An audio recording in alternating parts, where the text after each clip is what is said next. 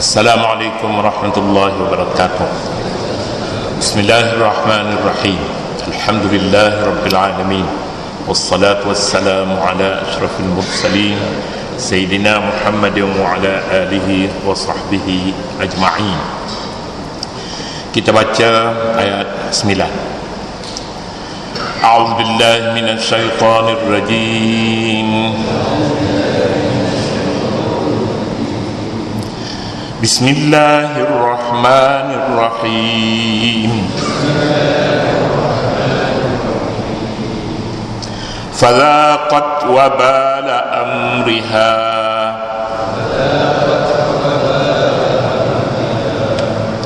wa kana 'aqibatu amriha khusra.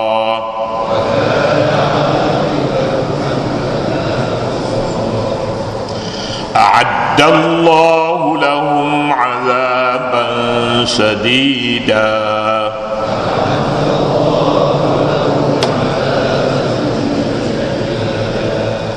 fattaqullaha ya ulil albab.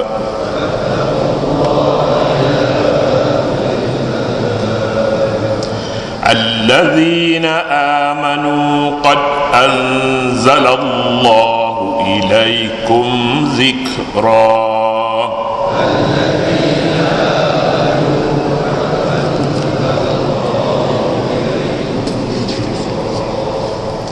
Sadaqallahul azim.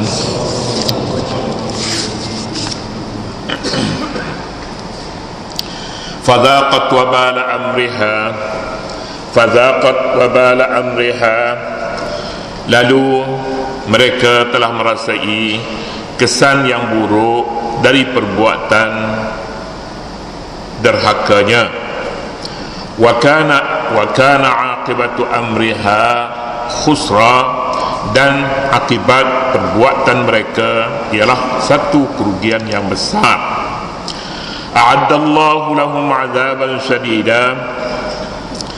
Allah menyediakan bagi mereka azab seksa yang sangat berat. Fattaqullaha ya ulil albab. Oleh itu bertakwalah kamu kepada Allah, wahai orang-orang yang berakal sempurna dari kalangan orang-orang yang beriman. Alladzina amanu qad anzalallahu ilaikum zikra. Orang-orang yang beriman dari kalangan kamu, sesungguhnya Allah telah menurunkan kepada kamu peringatan.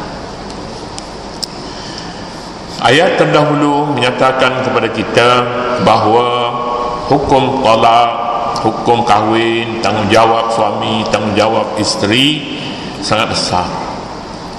Oleh yang demikian, sesuatu yang besar perlu diikuti dengan tindakan kepada siapa yang tidak patuh hukuman ini. Ia perlu dipatuhi.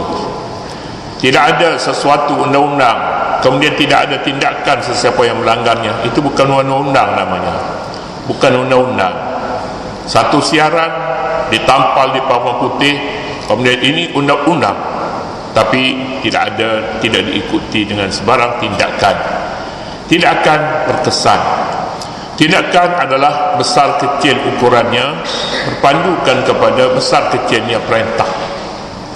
Allah Subhanahu wa ta'ala dalam ayat yang kita baca menyatakan tindakannya ialah Allah akan menghantar kepada mereka yang tidak patuh undang-undang talak dan tanggungjawab suami isteri dengan seksaan, dengan azab seksaan. Azabnaha azaban nukra, tanpa menyebut di mana, di dunia ke di akhirat ke dalam rumah ke ataupun bagaimana azab seksa itu. Oleh yang demikian, maka pihak-pihak yang berkaitan hendaklah mengambil pengajaran, mengambil ingatan daripada perintah Allah Subhanahu wa ta'ala di dalam ayat ini. Ayat menyebutkan semuanya umum. Wa ka'ayyim min qaryah, banyak sungguh kampung halaman, atat amri rabbiha, yang degil dari mematuhi perintah Tuhannya dan rasul-rasulnya. Fahasabnaha hisaban syadida, kami mengambil kira dengan kiraan yang berat, dan kami akan seksa dengan azab yang sangat ngeri, azaban nukra. Oleh kerana perkara ini tidak diambil perhatian oleh pihak-pihak yang terlibat, masing-masing menganggap bahawa ini adalah urusan peribadi. Hakikatnya bukan urusan peribadi. Hakikat ini urusan masyarakat. Perkahwinan urusan masyarakat, perceraian juga urusan masyarakat. Keamanan dan kebahagiaan pasangan harus masyarakat mengambil tahu. Jika mereka boleh membantu, bantulah orang ini, bantulah. Tindakan semuanya yang berat-berat daripada Allah Subhanahu wa taala disebutnya hudud yang paling berat sekali. Talak juga hudud. Wa tilka hududullah yubayyinuha wa tilka hududullah fala ta'taduha wa man yata'adda hududallahi hingga seterusnya. Hudud semuanya ini. Jadi bila hudud, satu perkara yang berupa hudud itu, dia mengambil kira kesedaran masyarakat. Masyarakat yang tak sedar, kurang sedar, maka tindakan itu kadang-kadang yang diambil amamal malak, di hadapan orang ramai. Hukum qisas, bunuh balas, dilakukan lepas salat Jumaat supaya masyarakat semua dapat melihat ini dia. Wala ta'khudhukum bihima ra'fatun fi dinillah. Jangan sesiapa ada kasihan belas terhadap hukuman ini. Demikian juga potong tangan kepada orang mencuri, hendaklah dilaksanakannya amama mar'a minan nas, di hadapan orang ramai, supaya orang ramai menyedari bahawa potong tangan perkara yang besar. Ada orang kata dia hilang mata pencarian, ya hilang mata pencarian tapi menyelamatkan orang lain. Demikian juga hukum-hukum jenayah yang lain yang disebutnya hudud. Talak juga merupakan hudud, perkahwinan juga merupakan hudud. Perlulah dilakukan amama mala'im minan nas, di hadapan ramai orang, ada saksi sekurang-kurangnya. Tak boleh berlaku tanpa saksi seperti mut'ah. Tidak ada saksi padanya, tiba-tiba dia boleh berlaku, tiba-tiba. Itu bukan cara. Islam tidak melihat bahawa cara ini sebagai satu cara yang boleh memberi keamanan. Fazaqat wabala amriha, iqab Allah Subhanahu wa taala ini merasai wabala amriha, akibat daripada perbuatannya. Allah Subhanahu wa taala tidak lakukan segera, tetapi akhir sekali. Sesudah jalan-jalan yang diberi Allah Subhanahu wa taala untuk dia damaikan dalam keluarganya tidak berguna, diberinya tempoh iddah 3 bulan ataupun 4 bulan, 3 bulan ataupun hingga selepas mengandung. Tidak berfaedah juga tempoh ini, tidak rojok juga. Kalau begitunya wabala amriha, akibat itu dia akan menimpanya. Zakat, dia akan rasa perkara ini, rasa kadang-kadangnya nikmat ini dia ada nikmat zahir, ada nikmat batin. Nikmat zahir, nikmat yang dapat dilihat, baik dia pakai baju baru, kereta baru, rumah baru, semuanya baru, nikmat zahir. Ada nikmatnya batin dalam tak nampak. Walaupun hidup miskin, tapi dia merasakan senang sebab dia sudah ada isteri. Dia senang pasal dia jumpa cari dia punya pasangannya, cari, senang hati dia. Dia seorang saja tahu, orang lain tak tahu. Sebab orang lain masing-masing dia ada dijadikan oleh Allah Subhanahu wa taala. Ada pasangan sebelah lagi, tak jumpa, cari dah pagi petang siang malam, cari tak jumpa. Bila jumpa senangnya hati dia, rupa-rupanya dia pun percayalah kepada dirinya. Ada juga orang nak kat dia. Dulunya ingat tak ada orang nak dah. Tak ada orang nak dah lama, duduk kosong. Ada. Dulu dia ingat dah comel dah, tapi tak jumpa cari pasangan. Bukan tak orang tak nak, tak jumpa. Kasut sebelah tu hilang lagi. Ada dekat tu juga, tapi timbul-timbul kasut-kasut yang ramai-ramai tu. Mana nak cari? Kasut kita ada sebelah lagi, ada hak kiri. Macam gitulah, itu namanya zaujun maknanya pasangan. Fadzaqat wabala amriha wa kana aqibatu amriha khusra, dan akibat daripada perbuatan itu dia mendapat kerugian. Allah Subhanahu wa taala kita sebutkan tadinya, nikmat ini ada nikmat lahir, ada nikmat batin. Ada nikmat lahir, ada nikmat batin. Perkahwinan juga mengandungi kedua-dua sekali nikmat itu. Nikmat batin. Nikmat ini tak berkahwin tak dapat anak, ini dapat anak, keluarga, dapat keluarga, laki-laki ada, perempuan ada. Bila dah besar-besar sekali sukanya bapa, boleh jadi bapa lebih suka lagi, anaknya dapat 6A, orang lain 5 anak dia seorang je misalnya dapat. Lepas tu pula yang boleh masuk fakulti, boleh pergi universiti luar negeri lagi suka. Saya rasa yang lebih suka sekalinya ialah bapa, ibu bapanya. Kerana pendidikan yang diberi kepada anak-anaknya telah berhasil dan ada hasilnya. Hasil itu nikmat yang terpendam. Nikmat dia nak cakap kepada orang pemalu, tapi nikmat itu yang kadang-kadangnya kita nampak sehat. Orang tengok kita boleh pergi ke mana-mana, tapi batinnya sakit. Bukan sakit hati yang doktor boleh ubat, tapi yang tak boleh diubat. Ada orang yang nampaknya hartanya banyak, tapi batinnya miskin. Ada orang yang kita nampaknya dia selamat tetapi banyak kecacatan padanya, akhlaknya. Ini nikmat-nikmat batinnya tidak diketahui oleh manusia, kecuali pada penghujung sekali. Penghujung dia tahunya kahwin, kemudiannya kahwin dia tak tahu. Dia tak tahu berapa dia akan dapat anak, berapa cucu, bagaimana akan terjadi, bagaimana.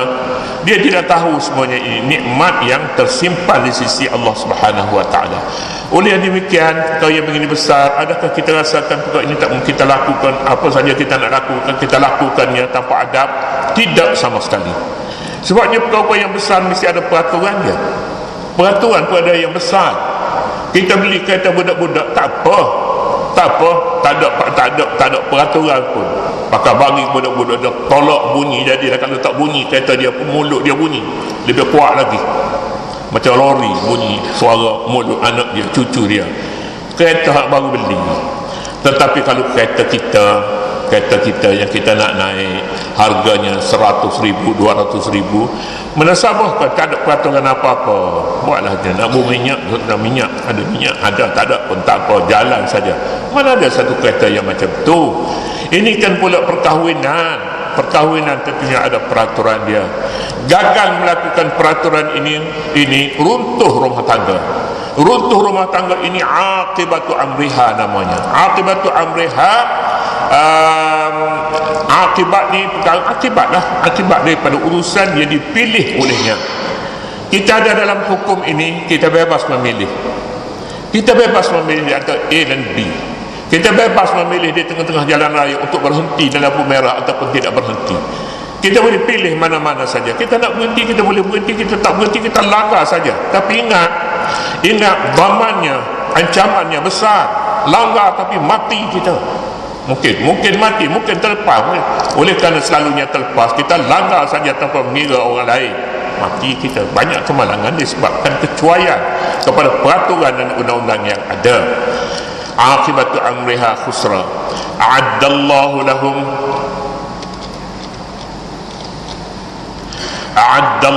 lahum azaban sadida. Allah menyediakan bagi mereka azab yang pedih. Azab yang pedih ini jika tidak bertaubat. Orang yang bertaubat selesai masalahnya. Dia bertaubat, dia tidak akan lakukan lagi kesalahan-kesalahan yang terdahulu.